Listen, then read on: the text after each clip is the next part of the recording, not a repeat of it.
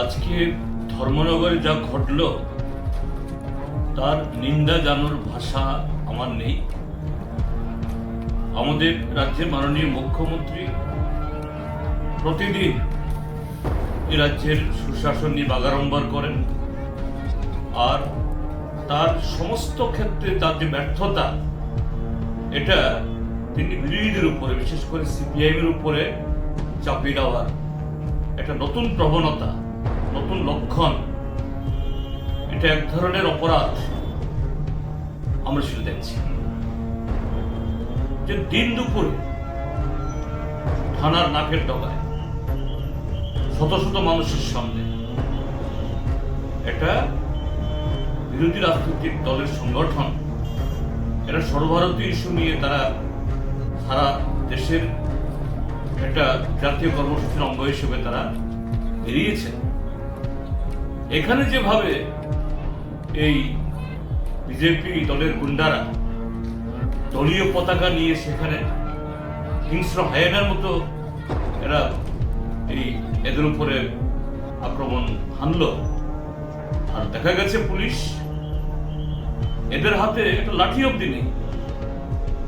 এটা একটা মানে আকস্মিক ঘটনা হঠাৎ ঘটেছে, বিচ্ছিন্ন, এটা মনে করার কারণ ত্রিপুরাজ্যের মধ্যে ডাক্তার মানিক সাহা একটা ফ্যাসিস্ট রাজত্ব কায়েম করার চেষ্টা চালাচ্ছে এবং প্রশাসনকে ঠিক সেরকম ভাবেই তিনি কাজে লাগাচ্ছেন যে তার দলের গুন্ডারা, তার পোষা সমাজদ্রোহীরা এইভাবে বিরোধীদের আক্রমণ করবে, আর তারা নামকে ওয়াস্তের লোক দেখানো একটু হাত বাড়াবে।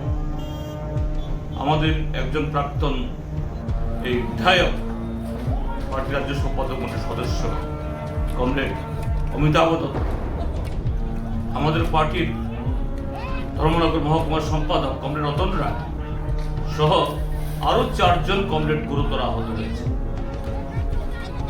কি জবাব দেবে? এবং আমি খবর পেয়েছি এই ঘটনাটা ঘটেছে আমাদের রাজ্যের মাননীয় অধ্যক্ষ তার বাড়ির পাশে, সেখানে কংগ্রেস দলের একটা এই অফিসও আছে, এই অফিসের সামনে।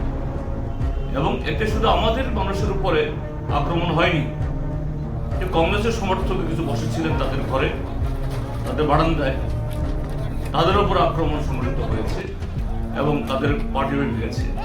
আমি শুধু নিন্দা জানাচ্ছি না, দ্রুত রাজ্যের পুলিশ আধিকারিককে তার কাছে দাবি জানাবো, এই ঘটনায় যারা লিপ্ত এই সমস্ত অপরাধীরা তাদের খুঁজে বের করা হোক, আর যে সমস্ত পুলিশ অফিসার এবার দাঁড়িয়ে দাঁড়িয়ে থেকে নিরীহ এই নাগরিকদের, গণতান্ত্রিক কর্মসূচিতে অংশগ্রহণকারী যারা আমাদের সমর্থক বা কংগ্রেস দলের সমর্থক, যাদের উপরে এই আক্রমণটা সংঘটিত হয়েছে, এই সমস্ত এই পুলিশ অফিসার যাদের দুর্বলতার কারণে গুলি হলো, এদেরও শাস্তির ব্যবস্থা করা।